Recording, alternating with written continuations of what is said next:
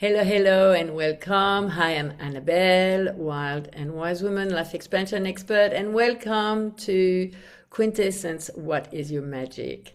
Today, I've got special guests, Kat and Joe from Lovefest, Australia, but going around the world. And I'm so happy to share their magic because what they have is very special.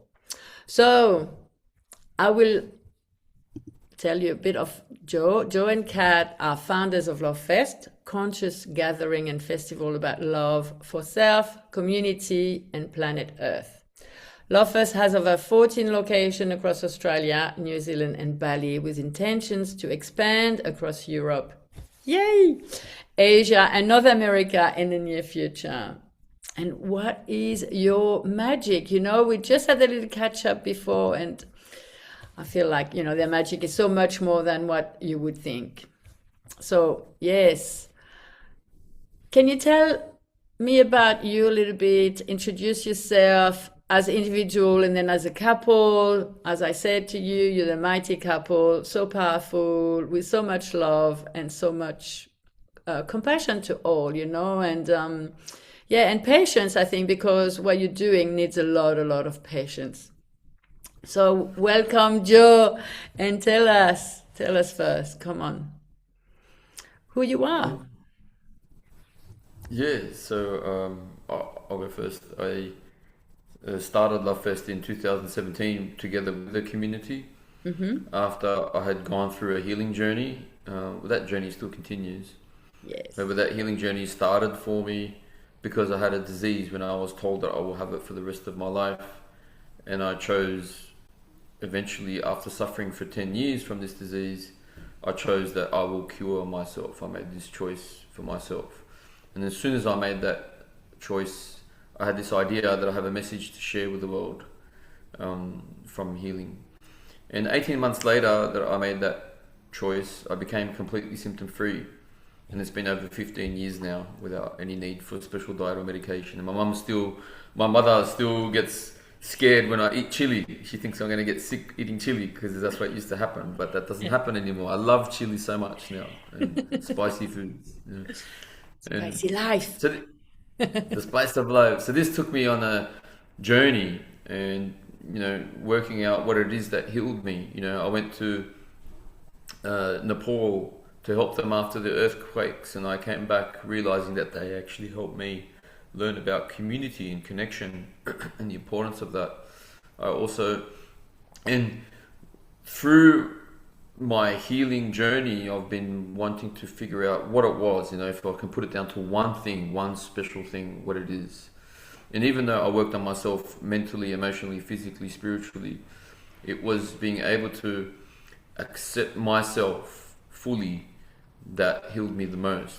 And if I was to put it down to one word, that one word is love. And love, it's like self-love and being able to love my uncomfortableness and my darkness as well as my light, the guilt and shame that I might be experiencing in my emotions, and feeling that fully, and being able to accept myself and knowing that I am whole and complete as I am. And the message is that you are whole and complete as you are. And the message is that, if love can heal one person, love can heal the world. And so in 2017, with the community, Love Fest was born. And it's about love for self. And through that self-love that I've talked about, we can give to family, friends, community, nation, and all of planet Earth in a so much more of a profound way. And since then, we've had over 44 festivals.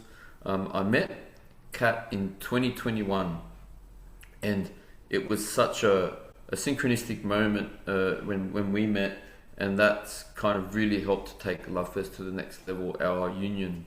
And so, Your Kat, would love. you like to share about Your that? Yeah. love, your love for each other. It's so beautiful. Got chill everywhere. I mean, I'm in awe of all you're creating. Come on, Kat, tell us about you now. How you came, before 21, and then we'll talk about more, and how this is about the magic. We have some magic within us. And so for Joe, your magic is you've been able to heal yourself through love. And now you're giving the message for the world. So Kat, what was it for you? Yeah, so for me, it was like remembering. So when I was a kid, I loved two things: camping and dancing. And as I got older, I got into the workforce and I started building a career and doing all the things. And what I found was I kind of forgot what the essence was of why I was connecting with nature and connecting with people through the dance and through the camping. And for me, it's been like an exploration to move back into that space, to rediscover what was actually the essence or the fun or the love for life that I had when I was a kid. And through the process of working hard, I was going through stages of uh, burnout. I had a relationship with alcohol that was not conducive to what I wanted to explore in life. And as I started to come back into myself, come back into nature, and to lose the addictions, I discovered something way more magical. I started to create spaces and places for people to come together in nature and really connect. And it was when I was rediscovering that part that me and Joe met. And we realized that we had the same passion in life. Yeah, and you understand saying, oh, I'm so touched, because basically, it's what I see is that your magic is to bring aliveness back into people through dance and joy and through the community and through the love. And for me, it has been big part of my journey because I was in an unhappy marriage in a beautiful paradise, but unhappy marriage, and then dance came back into my world and moved me enough that I did what I had to do, which is separate and then go on this path of wanting to have more dance and be close to nature as well. And so this is this aliveness that our community and our culture is losing, with the screens a lot as well. It's like there is no aliveness in the screen. The aliveness is in nature and this respect to Mother Earth give us so much energy. Mother Earth is so powerful. I just come back from Malta, and Malta is the origin of civilization. There are things there from 6,000 years before BC. It's quite amazing. And so it's all about the mother, the energy that we need to care for her. And so your message is just wonderful. And what was the hardship so you had the illness and then you healed that. So now I want to bring the conscious event, like no alcohol, no drug, because, I mean, especially in Australia, but everywhere in the world, festival means drinking, taking drugs, going mad. Yes? So you want to kill that culture and you're creating this new culture. So tell me about that. And how has this been going for you to tell people, okay, sorry, but you can't have alcohol and you can't have drugs, but you're going to have a good time anyway. And so then I have a little story, but So yeah, if I can start on that one. So what we it's not that we're telling people to not have drugs and alcohol, and it's not like we're killing that. Like that's something that happens so much in the world. It's not up to us to judge that in any form. yes. What we do is we create a new space, a fresh space where it's an opportunity for people to connect to in a deeper way, in a more authentic way, and experience a higher version of love, something that they may not have ever experienced before in their life. And it's so healing and it's uplifting and it's life-changing and transformational because it's a contained space in that specific way. Do you want to share more on that? Yeah, it's like when we come together and we can connect in that way, there's much more opportunity to be able to see ourselves in the other. So we come together, we celebrate, and we see and we learn together. And when we are able to do that without substances, then we're able to see truly ourselves in the other as we come together and dance and celebrate. So we do the learning, we do the hard work, we go through a lot of workshops, and we can really focus on what it is within ourselves that we want to work on. And then we come together and we celebrate. Great. And what it does, it creates a more purity in love. And this is what we need in the world more than ever right now, is because we ask the question, how do we amplify the frequency of love on earth? Which means a stronger level, but not only a stronger level, but also how often can the frequency of love occur? And so we see that done in the most powerful way through the purity of being in a space where there is no drugs, no alcohol, no weed, no intoxicants. It's just clear and cleansing. And we've seen this happen, in communities already. Yeah. And the essence of it is, so there's a love, and then there's, breathing, dancing, cacao. That's the drug, it's so wonderful. And so we met, especially when you came to Belengin, when I was in Belengin, and I got in charge of doing the opening ceremony, and I was so happy. I mean, I felt like it was such a beautiful, it was full moon on the opening night, and I did the ceremony, and then I did the closing as well, and I brought spirit to the festival, and with the others as well. We worked all together. That was just wonderful. And so for me, on that one, I met this young woman. We had the big drum, and on one night there was a big drum, and then the next day this young woman who'd been obviously taking a lot of drugs and doing alcohol and all that, she was going, "Oh my God, I can't believe it. Yes, last night I was on the drum going, and it's so much better than drugs. And I can hear her, I can see her. And then I've been seeing her, she has become a mother, and I could see, the impact that had on her life. And even if it was just for her, but basically that's what you're doing. You have this impact on a lot of people. And to bring the people together to say, you are not alone of wanting to do that. You are not alone. I had clients, as a homeopath, I had clients who didn't do well with drugs and alcohol, and they were struggling so much with their friends and environment to not find space where they could go out. So they would isolate themselves. And so what you're creating is so wonderful for that as well, because it's this exit. It's like open a new door, and it's this expansion of life that all of this is possible. And yes, you are just you're doing so well. Okay. So tell me about the money. I ask you, about success and getting out of your 9-to-5 job and money, and what is success. And for me, money is only one way, is a currency. But love is a currency. Community is a currency, all of that. So tell me more about that.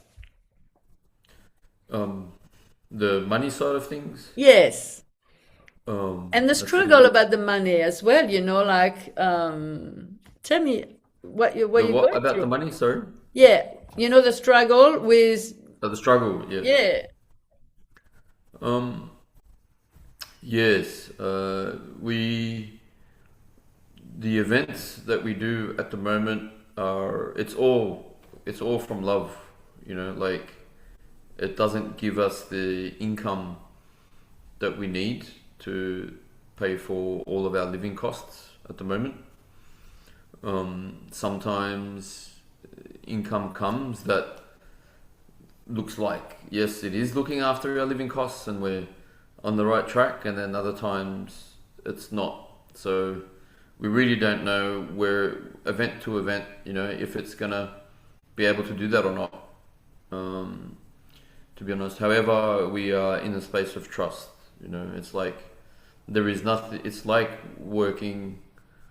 It's like being because it's like breathing, it's for me, it's like this is what I'm here to do. This is life. This is living. This is being the truest version of who I am, which is from love and coming from love. And that's being fully in my soul, allowing my soul to be fully in my body, to move from spirit, and trusting that things will be looked after, and somehow they are.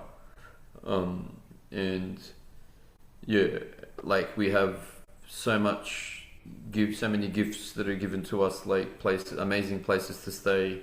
Like we stayed at your place once as well, Annabelle. Yes, And I remember. this happens to us all the time, everywhere we go. Almost, there's another place to stay, and then another one, and then another one. And been invited to community lunches and things like that happen as well. And people that are in community that are supporting us, that are saying, "How can I help?" Again and again and again. And this is working from love and leading from love that brings about another form of abundance that is working for us most of the time. Unless we get into our heads, it's important to stay in the Yes, heart. to stay in the Yeah, heart. and people come and they want to bring their gifts, and that's the magical part. So Yeah. when people are in their heart and bringing their gift, then everything flows. If people are coming and they have something to contribute that's from their head, then it starts to be a bit awkward. So we're learning how to connect with that heart energy and just keep things rolling. And most of it is around community, and community money is not the currency for community. Connection, Connection is love, currency. Yeah.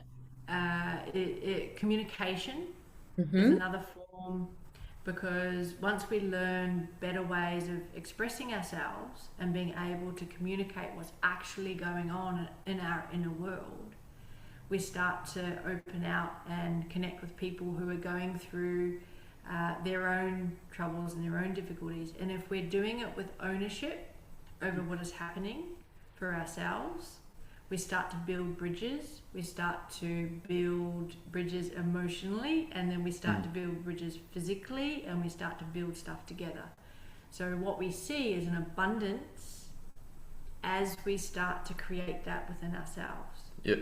And that includes allowing our inner child to play, with the dance or the songs or whatever, and playing through that. And then the magic comes through there. There's a magic, our own magic comes through there from our soul. And then that gives permission for other people to do the same, and they bring in more of their magic, and it's something that is unknown. Like we can't say what that's going to look like tomorrow. And having that trust, like there's a trust that someone will always show up.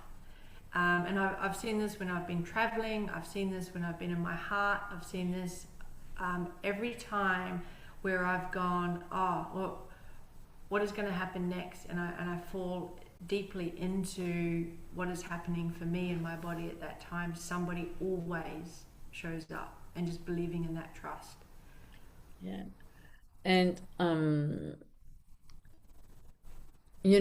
for me, you creating joy, you bringing joy, because same again, we live in the world very serious and very worried, and the money and how to put food on the table and a roof on our head, and people just worry about all the time. And when your attention goes to the worry, then you entertain the worry. When your attention moves away to the worry, goes into the love, and the community solution comes to you. And that's the thing, to tell people, you don't have to think about how things going to get better, because as you move into that vibration, things get better. One more thing I want to say is, really, when you organize this space and you bring all these people together, what you show is like heaven is on earth. And you create this space of heaven on earth, and heaven doesn't mean everybody's happy, because there is a lot of crying as well for people, to be able to look at their own woundings. But I feel like, for me, what brings people together is to be able to be together in the pain more than in the joy. But, both are good. And basically it's like there are the workshops during the day, people have pain to process, things will come up, and then there is a dance at night and the joy and the community, around all of that.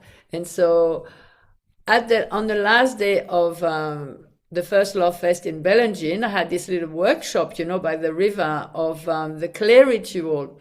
And I promise you, it was like heaven on earth. People were half naked, rolling on the river, music on, and there was this vibe that was just wonderful. And I've written about it, and I will publish it soon, especially now.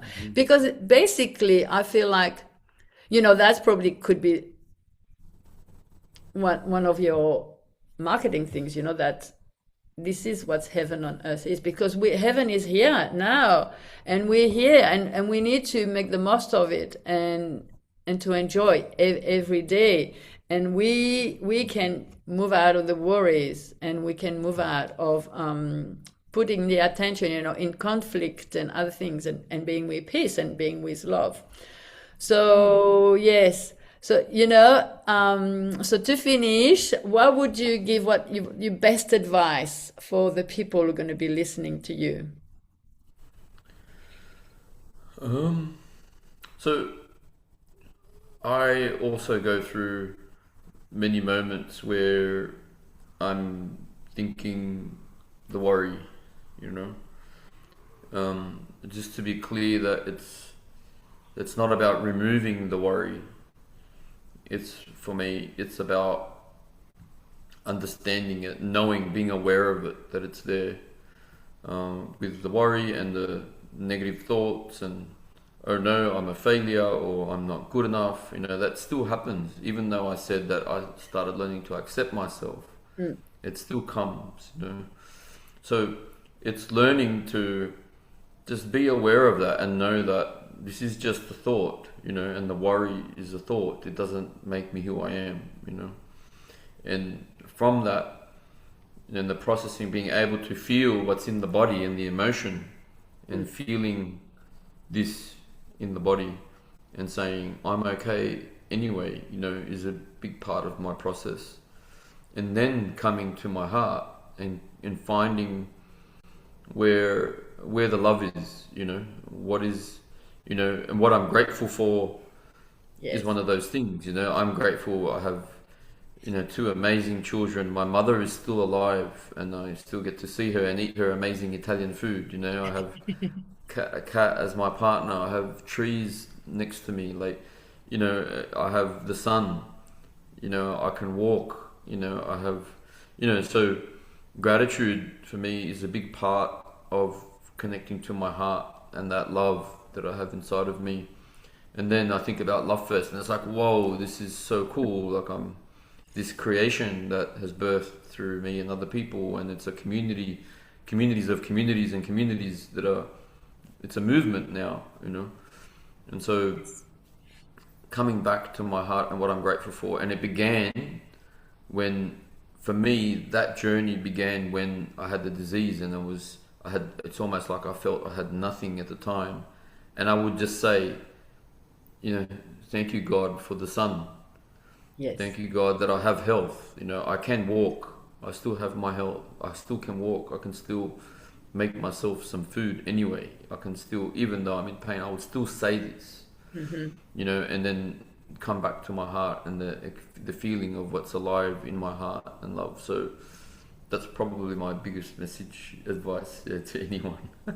Yes, so the light is in the shadow, so we're in the shadow, and then we find the light in the shadow. What is it for you, Kat? Tell us. For me, it's finding that silence and care, to be able to listen to that really quiet inner voice. So there's a lot of loud voices that are around, there's a lot of things happening, and we can, I often get into the busyness of things, the perfection of the thing. Often I don't start something because it needs to be, in this perfect place before I actually do it. So it's about giving myself the space to be able to hear that voice and I do that best in nature. Mm-hmm. And I do it best when I'm moving my body and moving it to music. And so it's about, for me, it's about finding those spaces and those places to be able to connect with what is greater. Because there's something that drops in, and I can't explain it, but there's something that drops in when we're in that place. And it has the wisdom for the next step. It's giving Yeah, space to the intuition. It's yeah, giving space and to the right brain. I totally agree. Like for me, I think connecting to nature was another big part that I haven't shared yet, that I missed in my sharing. Connecting with trees, connecting with the ocean, listening to nature, in silence. That was massive for me too.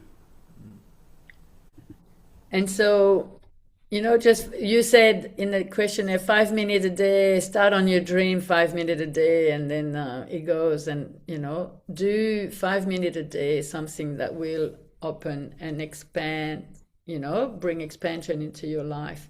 I work with the Gene Keys, and so Gene Key 25 is the shadow of constriction, the CD, so the light of universal love, and the gift is acceptance. So how do you go from constriction to universal love is acceptance. And I love it because when we started, that's why you were saying about, to accept myself. And no, we need to accept ourselves and we accept others. And so this is the path, the path is the constriction, is the worry, all that, and then being with the light, universal love. So that's what you're working with, and I think, good on you for doing that. And you are really creating a movement. And I feel like, yes, go into the world as a movement, to teach people to do their own and to really share that message. I feel like you're doing very well and expanding, and, because you're still pretty much starting, because it takes a few years in the space to get the people together and to get all that. So when you start too many places, it's a lot of strain, because we never know what's going to happen. But well done to you. Where is your next Lovefest? Northern Rivers, No, oh, very nice. Byron so Bay. northern New South Wales in Australia. Yeah. Yeah. So who doesn't want to go? Ooh, bless you. Excuse me. Who Thank who you. doesn't want to go to Byron Bay? And so we can find you on Facebook, on Instagram, and I put all your I put all your contact. And really, I've met the most beautiful people at Lovefest. I've been to a few, and I'm so happy I was able to take part. And I remember last year when October came, and I thought, oh, I wish I could be there. And so I'm thinking in a way that when I come back to Australia, I would love to come back for Lovefest and then have a little journey myself back. It's going to be 2 years I've left this month, next week. And I feel like I'm just ready. I've settled enough here that I would come and visit you because, when my heart is full on the campground, on the earth, camping, swimming in the river, eating all together, dancing, breathing, and just holding hands and saying, it's going to be okay, don't worry, and how that's create the magic. So thank you so much for coming here today and share your magic with me. And I feel like, yes, I think, you need to go in the world with this. It's not just a business, it's a movement. It's a huge movement. And you'll find the people in the world who can help you, and you're just going to keep growing. So thank you for all you do, and see you very soon. Thank you for, it's an honor to share our message, and thank you for your support, Annabelle. It means a lot. Thank you. It's love. We're supporting each other, isn't it what we want? Mm. Yes.